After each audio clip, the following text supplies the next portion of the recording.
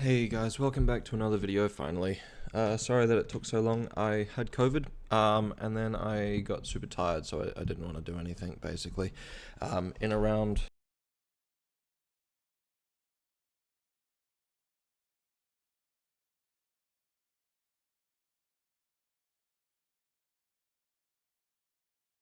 acting with me nonetheless. So today we've got the latest video by Flow Grappling.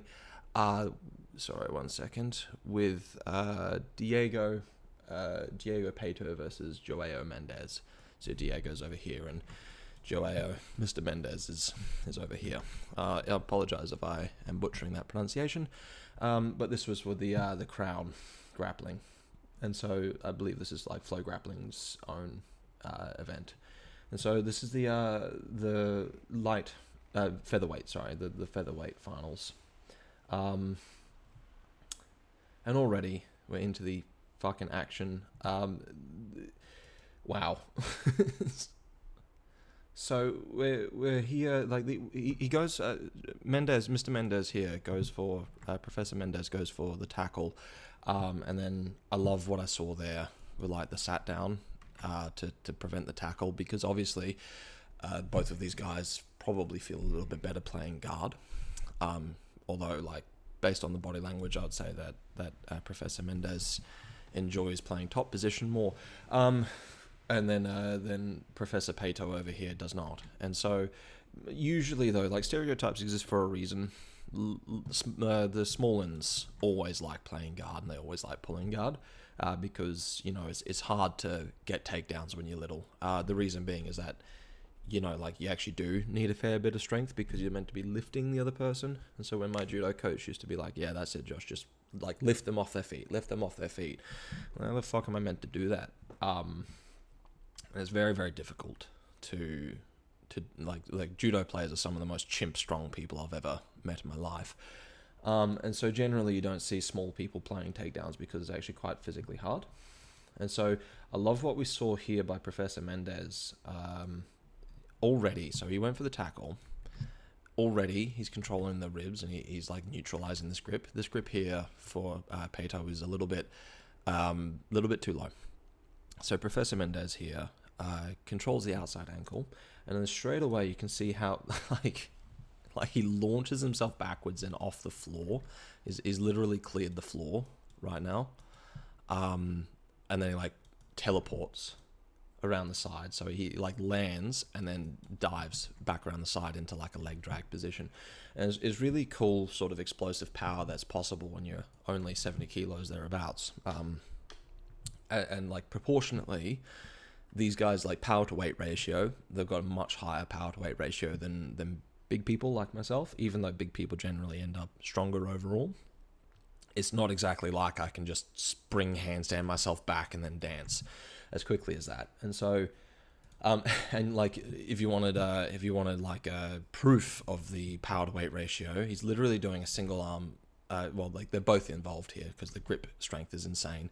But Professor Mendes is literally doing a single arm deadlift. He's lifting 70 kilos just like that. No worries.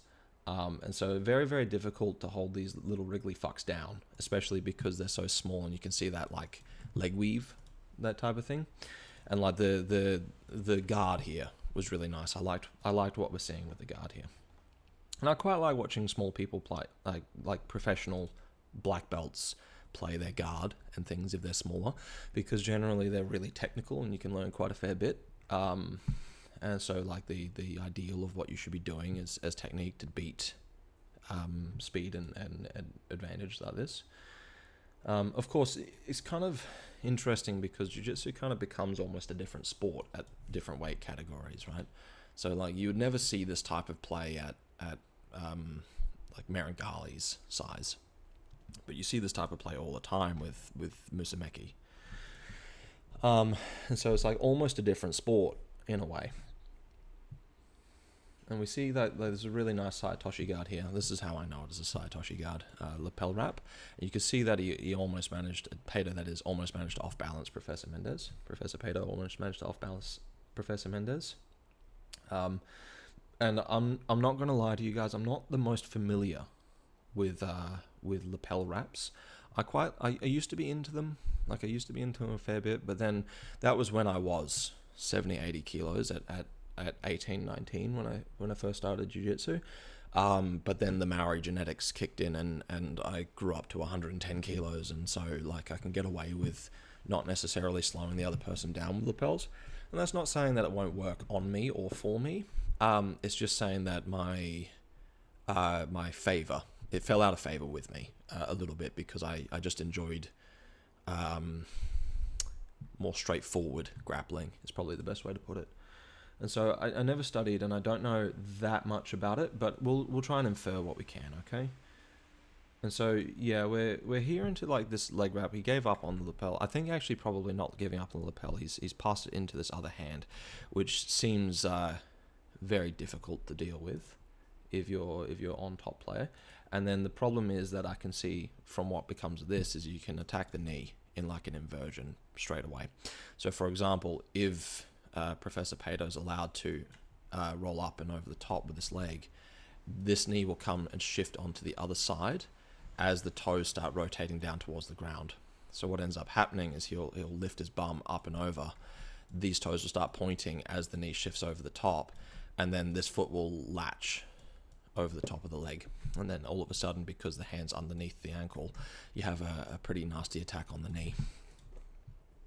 So Professor Mendes is doing a really good job of slowing that down, stopping that from happening. And you can see how he wasn't allowing the grip. He like postured backwards, postured in, postured backwards. There's a lot to be learnt from like positional play here. And so you can see Professor Mendes was trying to like do like little back steps and make advantage. Problem with this grip set now is that it sticks you in the mud very effectively, so you can't like blitz to one side or the other, which is probably like a perfect strategy for this weight class, because you saw Professor Mendes like teleport from one side of the guard to the other, you know, almost. And so like sticking people in the mud would be a very good thing to do, because it stops you from getting skill checked, basically. It's like if you make one mistake in the skill check, like the speed, you're going to lose the guard. This allows you to make multiple mistakes and get away with it. And so it's like a De La Riva with a lapel wrap. And this is very clearly Professor Pato's game. And I believe that this is actually the finals as well. So both of these athletes are very skilled. And now if Professor Mendes is not careful, he'll be going for a ride up and over the top, because it's still a De La Riva guard and he still has the foot on the hip. And so you have to be super careful with this type of idea. And now you can see how Professor Mendes is trying to drag the leg free. It's a very difficult position to be playing. Probably the best bet to go for is like you can drag the leg through the lapel, but probably the best bet would be to grab onto the lapel and lift it. You know, trying to strain the grip, fighting for the balance. So you can see like with his left hand here, you'd be able to grab and pull. And that would be very difficult to counteract, especially if you're doing like a deadlift type motion. And so I love what I'm seeing as well with the bowl crunch. So for all of my students that sometimes watch my videos, you can see how Professor Pato's back and shoulders are off the mats. You see how close his knees are to his chest. And obviously, depending on how fat you are, like me, will limit how close your knees can get to your chest, but you should still always be striving for an ideal, not necessarily accomplishing a goal.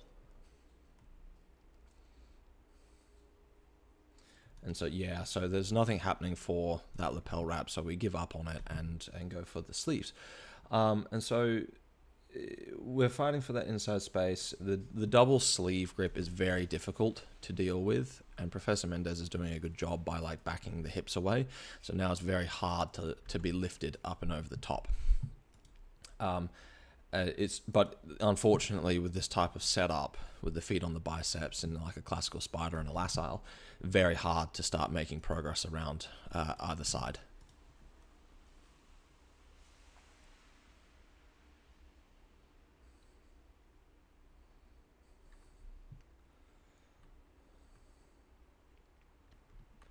And so it's kind of a bit stalematey. I quite enjoy this type of jiu-jitsu personally, just because I find it much more chess matchy, like slow advantage over time. It suits my personality and the way my brain works a fair bit more than athletic jiu-jitsu. And I quite enjoy it personally. And so we're seeing like some really good play where, say, for example, Professor Mendes is trying to strip the grip. You see how he's putting strain through the top foot with the elbow and the shoulder. Sorry, elbow and shoulder. And so, like, if, for example, Professor Pato's grip comes loose, all of a sudden, Professor Mendes will have, like, a pant grip to start working with. And they're very, very difficult. And so, I would say that the advantage at the moment a second ago, it was for Professor Mendes. Now it's back to neutral, in my mind, just because of this foot placement. It's very hard to deal with. And you can see how Professor Mendes is slightly off balance to the outside. And so it's hard to say who's actually in proper advantage. I would say that still Professor Mendes is, but you can see how easy it is to off-balance people with good positioning. And it looks like we're back into the lapel grip now. And so now all of a sudden Professor Mendes is quite off balance, especially with his underhook on the leg. And the only thing that's stopping him from getting swept right now is the grip on the pants. But you can see how Professor Pato is patiently working up towards it. But the unfortunate thing is that losing the grip on the pant leg, on the leg, allows the base to go backwards, meaning that Professor Mendes can build height, meaning that you lose the sweep. So you can't really make progress either way if the person on top is on the ball with what they're doing. And I do enjoy this. This is pretty good. This is pretty cool. So what's happening here is that the feet are on either side of the hips.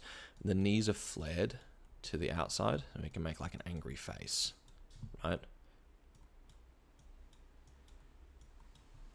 There. But this is making the De La Riva hooks quite difficult. And so you can start cutting straight through the guard if you do this type of thing. Of course, you have to be careful because if the feet cross behind your legs, you're going to go for a ride because your knees will come together. And it's not going to be great. But at the moment, it looks like Professor Mendes is doing a great job of coconut splitting. Problem is, though, is how do you make progress? Because the knees are just going to come into the chest. And so you need to start stepping backwards and putting the foot in between the legs eventually.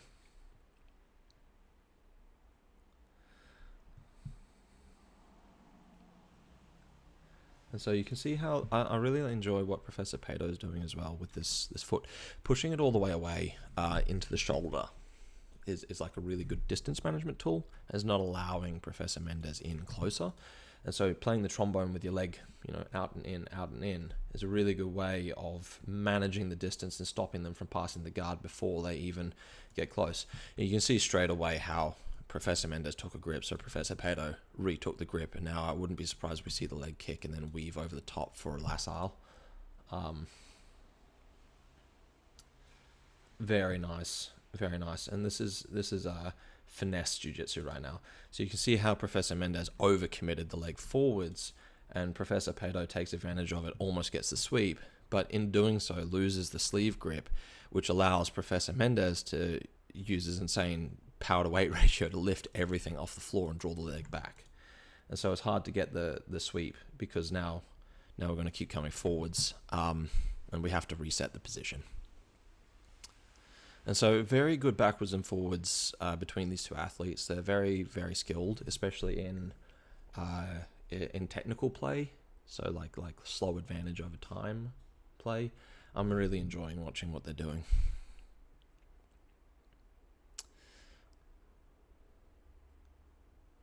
Very nice. So you can see how Professor Mendes did like a big back step because he's getting swept over the top, and he just changed the angle for where he was getting swept. And I really like that. It's fun. So you can see how now we're threatening inversions, and Professor Mendes has the hold of the collar, and he's like walking backwards, but we see like little shoulder shrimps from Professor Pato at the moment to keep on going for that inversion. And then we almost get there, but Professor Mendes manages to back away. So we attack it again straight away. But this is beautiful recovery the whole time. So it's like very well timed. Because once again, you have to give up a grip to take a new grip. When you take something, you lose something. And when you lose something, that other something can be used against you if this makes sense. So if you let go of my sleeve, I can use my hand. You let go of my collar, I can posture. And I can use that against you. And so this is a kind of a masterclass lesson from Professor Mendes here about how to defend things with the resources available to you. It's something to pay attention to, at the very least. Once again, you see how like the sleeve grip was taken to prevent the action against the knee, so the sweep can be initiated, but then the sleeve grip was let go of. And so the question becomes, what should be happening here? And it's a hard one to answer because both of these athletes are making so little in the way of mistakes that it's very, very difficult to tell what either one actually should or shouldn't be doing. I would suggest probably being more committal with the sweep, so not being so eager to swap the grips early. Technical play until you get more advantage than what you have, and then swap the grip to try and get ahead on the next position. But it's hard to say exactly when that would be because both of them Professor Mendes on top is so good at defending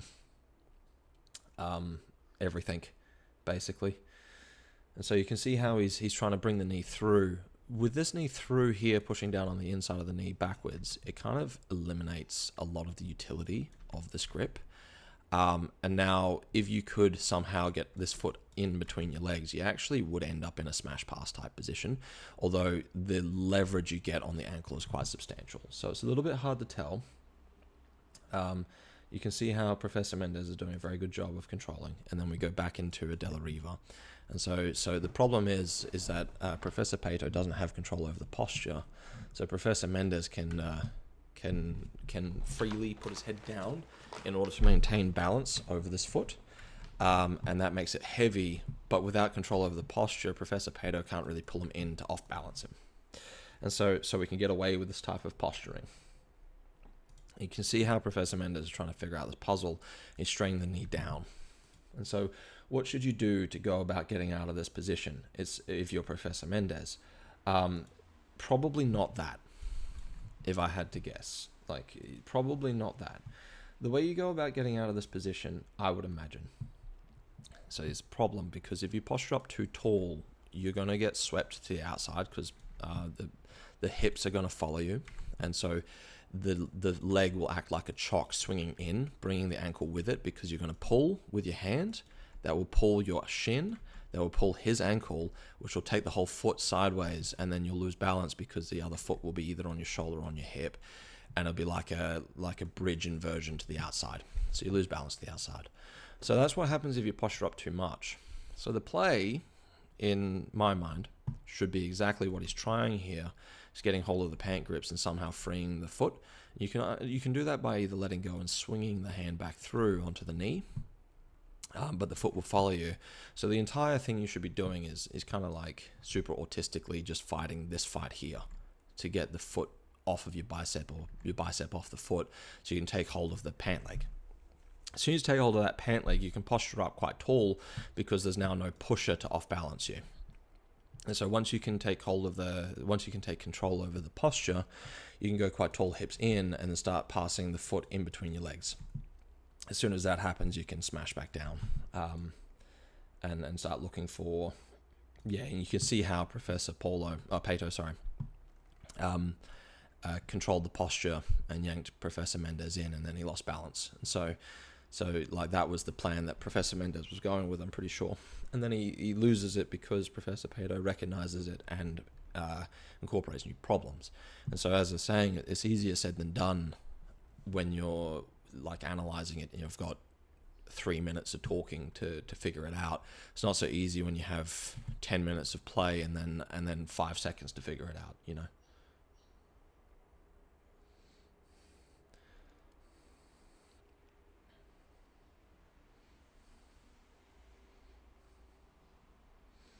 Very nice. And so we're into the plan now, but you can see how Professor Pato is not allowing any further advancement because once again, you take this grip, you lose control over a base on the floor. And so Professor Pato is forcing the issue of basing so that Professor Mendes can't make more advantage and more advancement in the position. It's very difficult to play. And so yeah, you can see how Professor Mendes is trying to come over the top of that leg with the elbow, and Professor Pato is doing everything he can not to allow it, while also presenting sweep threats.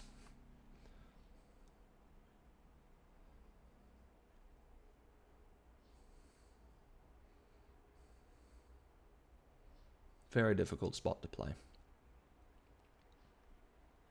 Very difficult spot to play. And so what should Professor Pato be doing? Well, it's a bit of a difficult situation for him to play, because the problem is he's not getting the leverage required to really sweep, because in order to get the leverage, the hand needs to go backwards so he can come up. But when you've got someone that's tensilely strong, they can just push back against the floor. So he's like doing a push up and pushing his body backwards. Very hard to get that leverage, especially when you can see the knee comes through and drops and the hip goes over the top, and like the elbow drops in to like a knee cut pass. So it's very, very hard to make progress. And really probably what should be happening is a change of a guard, but like this would be his A game.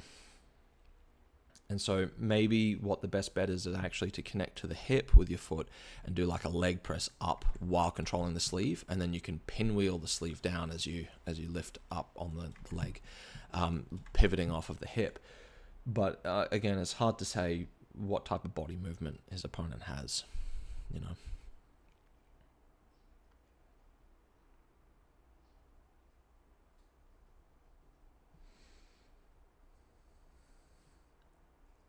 Oh, if this was me, my legs would be burning, because Professor Mendes has been doing a squat for 8 minutes now, 7 minutes now, whatever.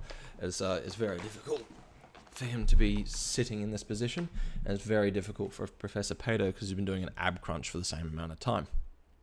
And so I'm not necessarily the biggest fan of what I'm seeing with this guard, because this guard does stick you in the mud. The Saitoshi does stick you in the mud, but I'm not a biggest fan of it with the length of the gi. So perhaps if because the length of the gi is a lot of slack to go through before you get leverage over the body. So perhaps the actual play is everything stays the same, except he just grips further up the gi there. And then that will give better leverage. And so you can see how Professor Pato is going to try and invert and attack that far side knee. But now, yes, beautiful work. Beautiful work. So we get the lassile and we start tipping immediately. He gets hold of that sleeve grip. He's got really tight control. So like this lapel grip now it's no longer the forearm doing the work lifting. It's actually the lapel doing the work lifting, and his hand is like this. So he has a lot of leverage to push straight through the body. And so straight away, as soon as he gets that lapel, he's pulling down as he lifts up with his foot, lifts up with the hand, and starts looking to like do a hip twist. Can you see? And so he like did a shrimp off of his opponent as he was sweeping. And this is what allowed the hip to come through and up. And so it was beautiful work. But Professor Mendes doesn't panic and stays like a ball himself and just comes back up on top. So I wonder if that will count as an advantage for Professor Pato or Professor Mendes, because I'm pretty sure that in IBJJF that if you sweep someone and they come back up on top, it counts as their sweep. At least that's how it used to be. So it's very, very nice technique that we see. It's a quintessential example of moving you and not the other person. And so they're both trying to make progress now. I'm upping the ante a little bit in terms of effort, and you can see. I don't know what this position was for Professor Mendes, so it feels like he came too far forwards. It feels like he came too far forwards, but he was kind of forced into it with the lassile, and so Professor Pato just cops a shin to the face. And Professor Mendes is doing his best to back away, but unfortunately, this allows the space for the grip change, and then once the grip change happens, the other hand can dive through, and the inversion becomes easier. Now it's very, very difficult to stop this inversion, but very good work, Professor Mendes, from recognizing that and then sitting back into the bottom of a guard on a single leg X. instead of getting your back taken. So he gets ahead on the next position, and it's very, very smart play, rather than, you know, sitting down and getting your back taken.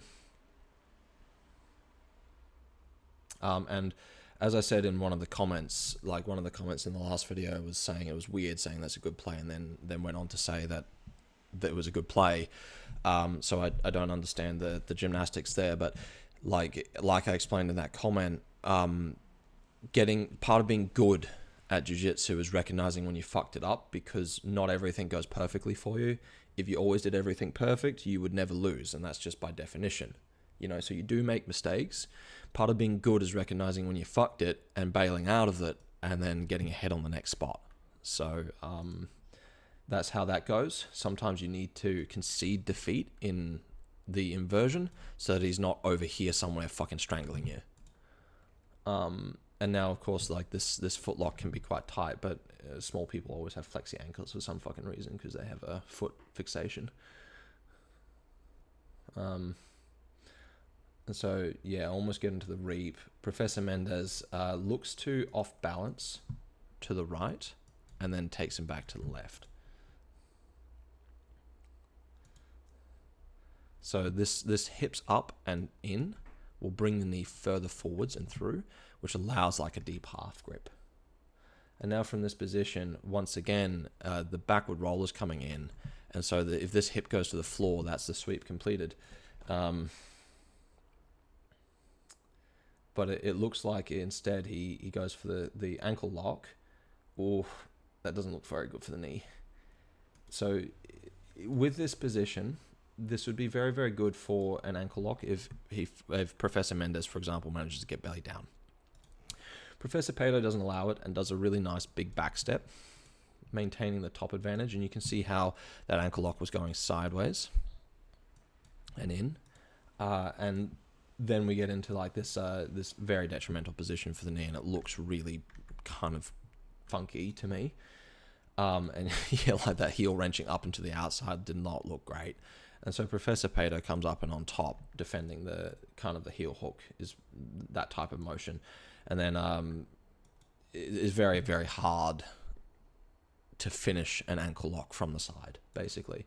So Professor Pato does well coming all the way up and on top. And now this is a leg drag position, and from here it's just about over. So if you tuck the heel in around the corner, the shoulders will follow because you'll be sitting on the hips, and then you can start threatening the back, which is what happens. And so Professor Mendes recognizes this, tries to bail out on the ankle lock, tries to push, doesn't get the leverage because the gi has slack in it. And so he tries to run away, but Professor Pato's not having it. He can push himself up off one leg. Hook goes in, and then the other hook is threatening to go in. Professor Mendes catches the heel, which is a fucking nightmare to deal with. And he's catching onto the sleeve, which is also a nightmare to deal with. So it's quite a precarious position. But you still have one hand to start attacking the neck and a hook in. So it's still very much in the favor of Professor Pato. And you can see how he's got the sleeve on the opposite side. So he's like on the diagonal now with the control. And so now all that needs to happen is he just needs to stay on. And you can see how he puts the foot further through to the back rather than leaving it somewhere here. And this forces the hips in, forces the shoulders down, hooks the leg so the leg can't go back around the corner, so Professor Mendes can't start standing up and shaking you off the top. And it's a very difficult spot to play. Now the plan is get rid of the sleeve grip so you can start looking to bring the hand into the neck and force the issue about defending the neck and giving up the back control. Oh, he actually got the second hook in, and I didn't see when he did that. There it is. So you can see Professor Mendes still defending this. He's losing the sleeve grip, and so decides once again to get ahead on the next position, it looks like. Yep, lets go because he's losing balance and doesn't want to end up belly down. So he lets go. Professor Pato puts the hook in, and then you can see how Professor Mendes is still working on that sleeve grip because he didn't want to get belly down. And so now if Mendes manages to back away, this is still good opportunity to make Professor Pato fall off the top. And so Professor Pato is working on the sleeve grip, and that's the back control complete, basically.